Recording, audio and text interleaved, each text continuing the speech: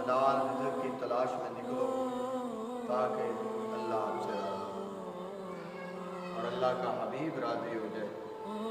آپ حلال رزق کھائیں گے تو اللہ تعالیٰ آپ کے مال میں برکت نازل فرمائے گا اور آپ کی زندگی جو ہے اس کو آسان بنا دے گا اور آخرت کی زندگی بھی جو ہے اس کو بھی خوبصورت بنا دے گا۔ آپ حلال رزق کی تلاش میں نکلیں گے تو اللہ تعالیٰ اس کے وسیلے بنا دے گا اور آپ کو حلال رزق جو ہے وہ مہیا کرے گا۔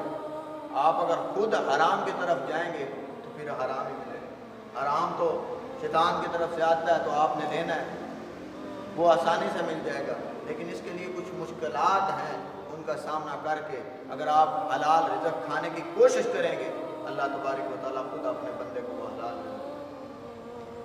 اس پر ایک حدیث پاک حضرت ابو سعید خدری رضی اللہ تعالیٰ عنہ حضور کے بڑے پیارے صحابی ہیں اور عرض کرتے ہیں یا رسول اللہ صلی اللہ علیہ وآلہ وسلم اللہ ہم پر برکت کیسے نازل فرمائے گا، ہم پر برکت کیسے نازل فرمائے گا؟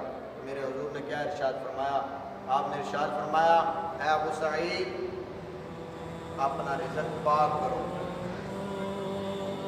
جو شخص حلال رزق کمائے پھر اس کو خود کھائے اور اپنے اہل و عیال کو دے اور اپنے محلے داروں کو، اپنے ہمسایوں کو اس میں سے کچھ دے اور جو برہنہ ہیں ان کو کپڑے پہنائے اور جو بھوکے ہیں ان کی بھوک کو دور کرے، ان کو کھانا کھلائے تو اللہ تبارک و تعالیٰ اس کے مال میں برکت کرے گا، اس کے مال کو پاک فرمائے گا، اس کا مال جو ہے پاکیزگی کا ایک منبع مرکز بن جائے گا۔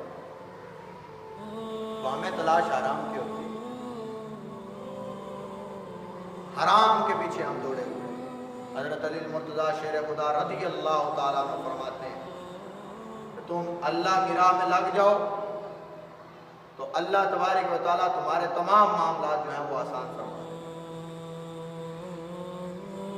جب بندہ اللہ اور اس کے رسول کی تلاش میں لگتا ہے نا تو اللہ تبارک و تعالیٰ دنیا اس کے پیچھے کر دے گا۔ تو جب بندہ دنیا کے پیچھے چلتا ہے تو اس وقت دنیا اس کے آگے آگے بھاگتی ہے تو دنیا کو پکڑ نہیں سکتا، حتیٰ کہ اس کو موت آ کے گھیر لیتی ہے اور قبر کا راہی بن جاتا ہے، قبر کا مسافر بن جاتا ہے اور وہ قبر، وہ لحد جہاں پہ نہ تیرے مال نے کام آنا ہے نہ تیری اولاد نے کام آنا ہے، وہاں پہ تیرے کام آنا ہے تو آقا لجپال نے کام آنا ہے یا تیرے اچھے اعمال نے کام آنا ہے۔ تو بھائی کوشش کرو کہ ہم اچھے اعمال کریں، اللہ وحدہ لا شریک کو راضی کرے۔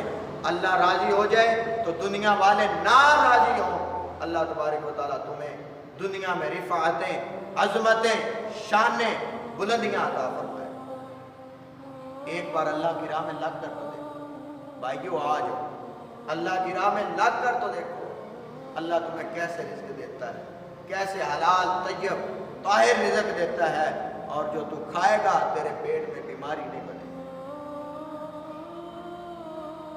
تیرے پیٹ میں بیماری نہیں بنے گی اور اللہ تو اس سے راضی ہے۔ ہم نے اللہ کو راضی کرنا ہے، اللہ کے حبیب کو راضی کرنا ہے۔ یہ دو ہستیاں راضی ہو جائیں تو کائنات، تمام کائنات ناراض بھی ہو جائے تو کوئی فرق نہیں پڑتا۔